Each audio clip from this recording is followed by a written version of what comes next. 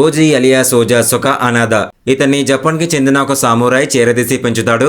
అయితే ఒక దాడిలో పెద్దనతో పాటు అతని జనమంతా మరణిస్తారు. ఒక ఓజీ మాత్రం తప్పించుకుంటాడు.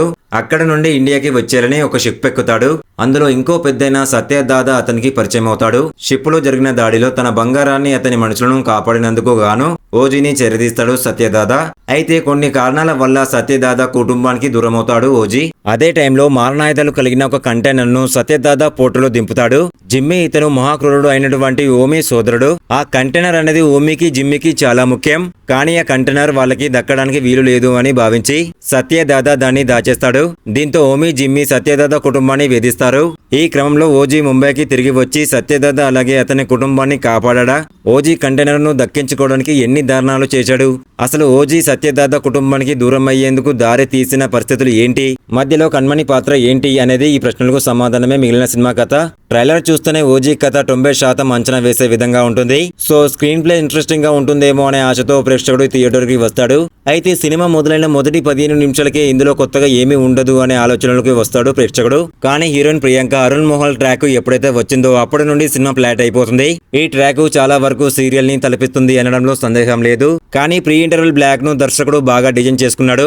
దీంతో అప్పటి వరకు ఉన్న లోపాలు ఇంటర్వెల్ ఫైట్ సీక్వెన్స్ మేనియాలో కొట్టుకుపోతాయి. ఇక సెకండ్ హాఫ్ లో మళ్ళీ హీరో ముంబైకి ఇవ్వడం జరుగుతుంది. ఈ క్రమంలో వచ్చే పోలీస్ స్టేషన్ ఎపిసోడ్, ఆ వెంటనే వచ్చే యాక్షన్ ఎపిసోడ్లు అలరిస్తాయి.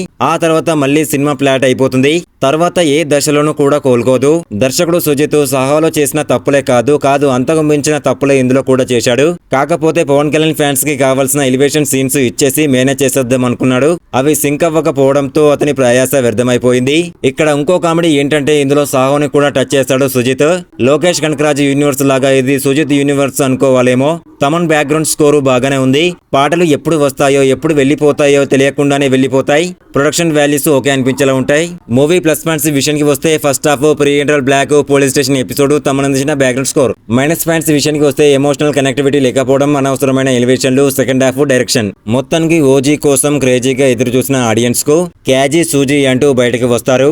బాక్స్ ఆఫీస్ భారాన్ని Pawan Kalyan die hard fans weekend వరకు మోసే అవకాశం ఉంది. ఆ తర్వాత డౌటే ఈ మూవీ గురించి. ఈ రివ్యూ మీకు నచ్చినట్లయితే ప్లీజ్ ఒక లైక్ చేసి సబ్స్క్రైబ్ చేసుకోండి. Thank you.